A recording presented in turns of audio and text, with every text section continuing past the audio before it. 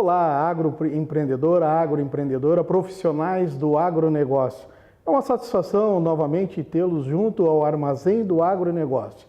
Nós conversamos em programa anterior sobre armazenagem, sobre aquilo que pode ser feito em termos de projetos, das oportunidades nesse segmento. E hoje nós estamos aqui recebendo novamente o senhor Paulo Nardon e a dona Jocélia Vargas, para nós falarmos então especificamente sobre crédito. Como fazer então para realizar esses projetos e para alcançar então as linhas de crédito. Seja bem-vindo, Paulo, seja bem-vinda, Jocélia. Agradeço. Né? Paulo, iniciaria contigo conversando sobre a questão de projetos. Nós já tínhamos falado no programa anterior, né, sobre a questão de projetos de armazenagem nesse segmento. Perguntaria então como fazer inicialmente o encaminhamento do projeto, a ideia do projeto e o início então dessa prospecção da oportunidade de armazenagem na propriedade rural. Obrigado, Moisés, pela oportunidade novamente de estar aqui conversando sobre assuntos tão relevantes para a cadeia do agronegócio. E falar em crédito sempre é bom estar acompanhado. E Jocélia também, é uma alegria estar contigo aqui, ouvindo, e poder falar um pouquinho mais sobre os temores do crédito, do financiamento, dentro da armazenagem. E todo produtor rural, toda a entidade que quer investir em uma unidade armazenadora, ela precisa de um fomento de crédito. E nada mais melhor do que a gente se apoiar literalmente com empresas especializadas, com consultores especializados para viabilizar todo esse processo, para fazer uma avaliação, né, do projeto e assim receber as melhores instruções para conduzir o seu projeto da melhor forma possível. Nós temos que falar em três bases praticamente, né, Paulo? Ou seja, o projeto propriamente dito, né? O alinhavo, então, o encaminhamento desse projeto na parte das linhas de crédito e depois da realização desse projeto, né? Então, a primeira fase do projeto em si, o produtor rural já busca consultoria, na tua opinião? Existe a possibilidade de fazer essa conexão já de imediato com a linha de crédito? Na tua visão, por onde começar? O ideal, assim, no que temos visto, o ideal seria já o produtor rural ter já uma pré-avaliação, ou seja, uma consulta, uma orientação do especialista, né? Para que ele venha pegar a linha de crédito, para que ele venha confrontar com a sua realidade.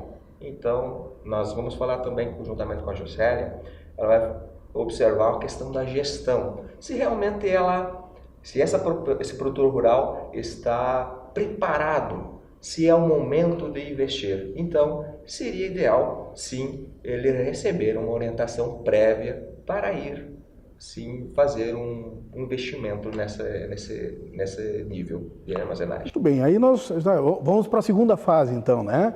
Nós já estamos com o projeto idealizado, enfim, e aí nós vamos precisar de crédito.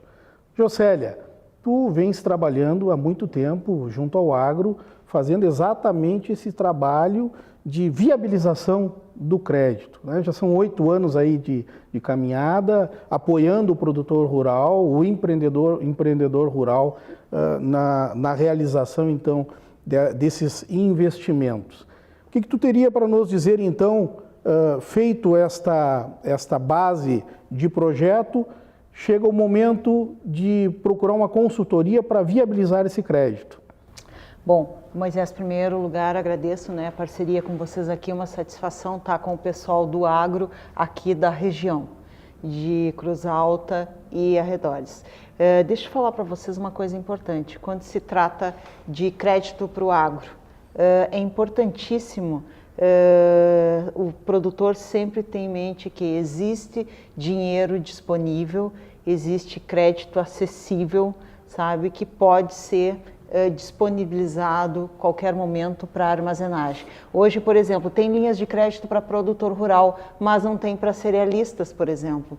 Mas para produtor rural assim fica pouco tempo sem crédito. A gente tem aí, por exemplo, a linha PCA disponível, né, acessível. O que questionou ali com o Paulo? Qual o melhor momento e qual a melhor forma? Vamos procurar uma consultoria, por quê?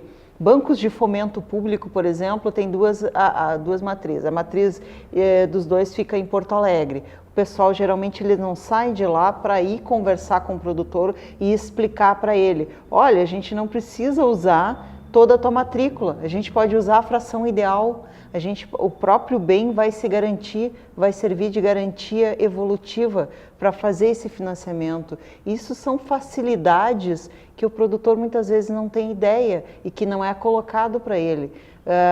Um banco de fomento público, como é o caso que eu trabalho, os créditos que eu trabalho, a gente não tem intenção nenhuma de ficar com as matrículas inteiras ou com garantia extra.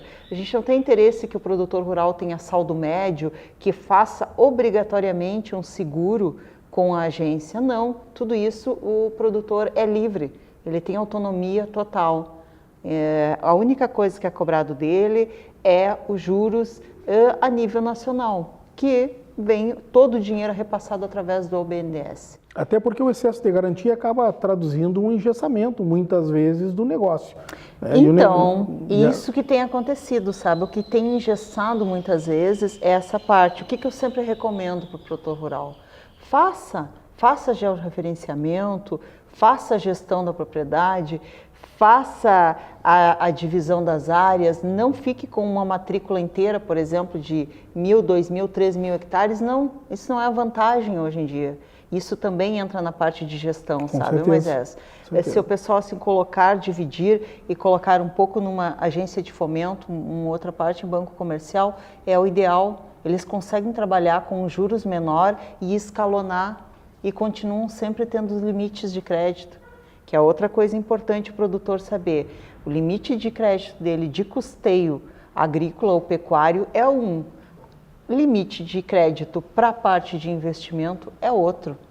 Então, tu tem que saber calcular tuas garantias conforme esse teu nível de investimento. E quais são as linhas de crédito que existe hoje disponível e que possa ser utilizado pelo produtor rural? Então, é como eu falei para vocês, o PCA está disponível. Por exemplo, dia 9 de janeiro entrou crédito para o PCA. Não durou 3 dias o dinheiro. Foi todo ele. Aí o que entrou? Entrou novamente uma fonte de recurso, o governo reorganizou, liberou. Aí ele colocou um limite. 30 milhões por produtor, 25 milhões, perdão, por produtor. 30 milhões agora para o Fundo Clima. E colocou esse limite. Porque, por exemplo, teve unidade de armazenagem lá do Mato Grosso que entrou com 200 milhões. Um produtor rural com 2 irmãos lá, um com 200, outro com 300, você foi o crédito, né? Então a gente precisou colocar regras. Para a segunda leva já veio com regras.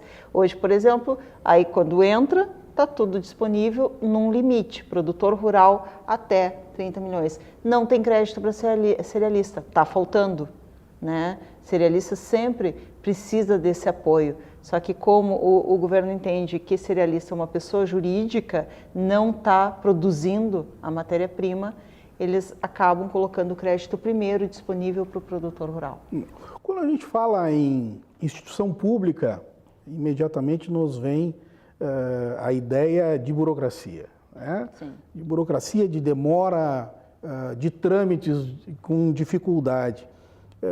Mais ou menos dá para aproximar que prazo se tem entre o encaminhamento de um projeto até a liberação do financiamento em si para a realização desse projeto? Tá, eu vou te colocar duas questões, Moisés. Assim, nós temos o produtor rural organizado, que eu chego lá com ele, eu converso, tenho uma conversa de meia hora peço as negativas, eles têm todas as CNDs, ele tem a área georreferenciada, eu digo para ele, nós vamos fazer um investimento de 2 milhões e 300 vezes 1,5, 2 milhões e 300 é a tua garantia, mais essa área aqui, cadê o teu gel? Ele já liga para o agrônomo dele que faz o georreferenciamento, já me entrega um croquis em 2, 3 dias, eu entro para emitir as negativas, sai toda, não tem problema nenhum. Todos os documentos que tu pede, tu tem ali à mão. Isso aí, em uma semana, o projeto está pronto, muitas vezes. E aí, o que acontece? Eu encaminho para o banco ali tem 30 dias para análise de rating, mais 30 dias para aprovação no projeto, no máximo. Isso eu estou dizendo depois de entregar a documentação pronta. Agora, tem produtores que, obviamente, a gente vai lá, tem que dar o atendimento, tem que falar os detalhes, tem que colocar todo o checklist e ele só então vai pensar em organizar uma matrícula, em fazer uma liberação de alguma CND que ele tem lá, de algum FGTS. Isso é normal, gente. Eles são empresários, empresário rural, mas são empresários. Lógico. Né? Então a gente entende isso. Só que é tudo uma questão, como a gente estava falando, gestão. Quem faz a gestão tem sempre o crédito liberado mais rápido e com mais facilidade. Eu tenho clientes que, por exemplo, me chamou e em 25 dias saiu o contrato dele, através de um banco de fomento. Mas foi exatamente isso, eu falei com ele hoje, às 8h30 da manhã, até o outro dia o contador dele entregou toda a documentação. O engenheiro dele, que é daqui de Santa Rosa, entregou toda a documentação. Na prática, então, quanto melhor a gestão, quanto melhor a prática de gestão, mais rápido, então, esses encaminhamentos. Exatamente, porque daí entra uma coisa, pessoal.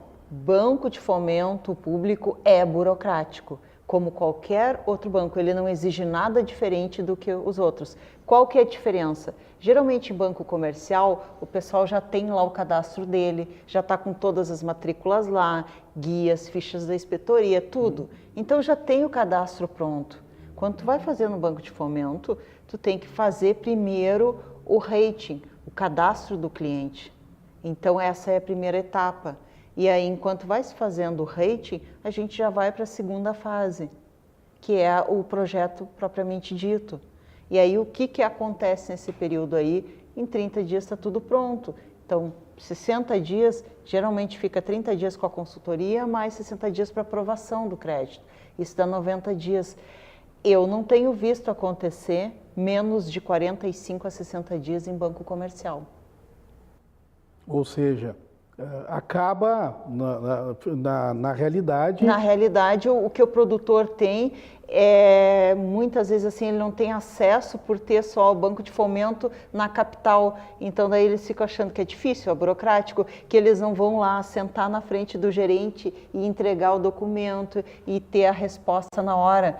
Mas para isso tem as consultorias. Que aí entra o trabalho da consultoria, exatamente para fazer esse meio campo.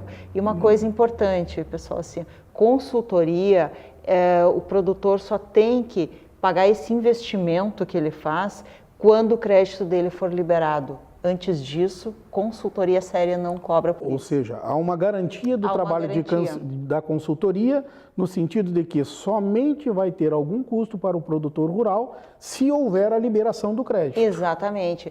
Eu, por exemplo, como consultora, né, para bancos de fomento, eu não pegaria um projeto que eu sei que não aprovaria.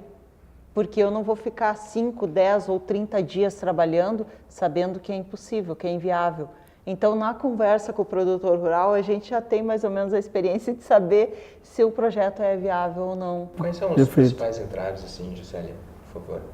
Os principais, assim, entra na garantia, né? São matrículas que vêm de geração em geração, foi do avô, foi do pai, por incrível que pareça, e eles ainda não organizaram matrículas, ainda não está georreferenciada, ainda não foi feito divisão. Muitas vezes não foi nem aberta a sucessão. Não, né? não. Sucessão patrimonial, olha, ela está diretamente ligada à gestão hoje na propriedade. Com certeza, com certeza.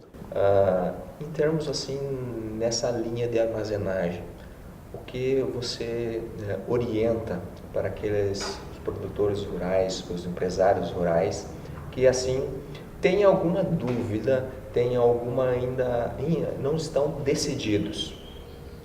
Para agilizar esse processo, tem alguma orientação em relação à armazenagem de grãos específico? Um checklist, né? Um checklist, ou seja, as 5 dicas, vamos dizer assim, né? Então, assim, a primeira de todas elas tem armazenagem. Todos eles que eu vi fazer e que eu acompanhei o processo, por exemplo, de construir a sua armazenagem, de todos valeu a pena. Não teve um até hoje. Então, esse é o primeiro. Quer fazer armazenagem? Tente, faça, busque a informação. Nós estamos aí disponível para isso. Vai ver que não é tão difícil, é apenas burocrático, mas não é impossível. Tá? É ter matrícula disponível, uma área que possa servir como garantia, que aí entra, né, a outra dica, tenha já uma matrícula individualizada. E disponível. Disponível. E principalmente no lugar que vai ser o empreendimento. Isso valoriza muito, tá? Ter onde vai colocar o empreendimento, a matrícula liberada, tá bem? Então, assim, o que eu diria que seria hoje? Tem armazenagem, tenha, né, uma matrícula individualizada, pode ser uma área menor. Quando a gente parar para fazer um cálculo, vai ver que não é tão difícil assim de fazer, usar os próprios equipamentos como garantia evolutiva. E, mais do que nunca e sempre, tenha gestão do seu negócio e a programação do que vai plantar daqui a 5 anos, 7 anos ou 15 anos, porque um projeto de armazenagem leva 15 anos. Eu, por exemplo, tenho uma cliente em São Borja que o filho dela completou, né, 3 anos e ela disse, isso aqui é o teu presente de 18 anos. Porque ela sabe que ela vai levar 15 anos. E ela disse, esse vai ser o presente que nós, como produtores, vamos poder te dar. Então, a criança já está crescendo com aquilo ali. Ele olha, ele sabe que está ali, que o investimento da família está ali. Né? Então, eu acho isso muito importante, trabalhar essa cultura também, quem vai ser a próxima geração. É um investimento com retorno, logicamente. É o mais correto de todos. Tu está com o teu investimento, com a tua receita guardada em casa. Com certeza. Então, na opinião de vocês, aproveitando já a oportunidade, Sr. Moisés, quais seriam as principais temores? Hoje nós temos no mercado, psicologicamente falando, um ciclo de investimento, ciclos de adesões ao financiamento. E esses ciclos são picos, em certo momento, muito altos, né? E em outro momento, baixo. Tem alguns temores. Investidores, produtores rurais investem por que eles investem em certos momentos?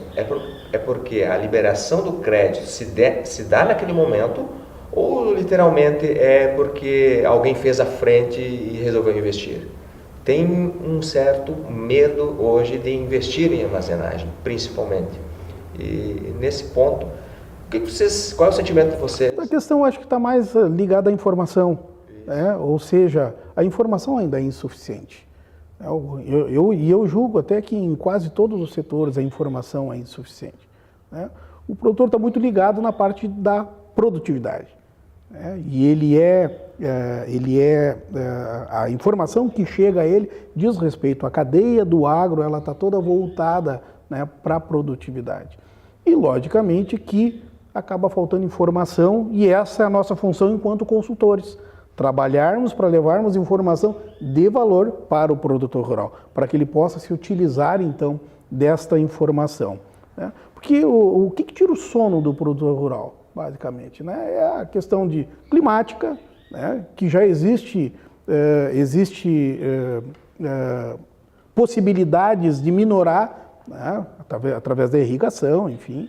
A questão da legislação, da estabilidade econômica também são situações que tiram o sono do produtor rural, né? Mas eu acho que basicamente nós estamos aí com um centro, né, principal de falta de informação adequada para cada setor, que é essa a nossa função e é por isso que nós trouxemos hoje o Paulo Nardon aqui e a Jocélia, né?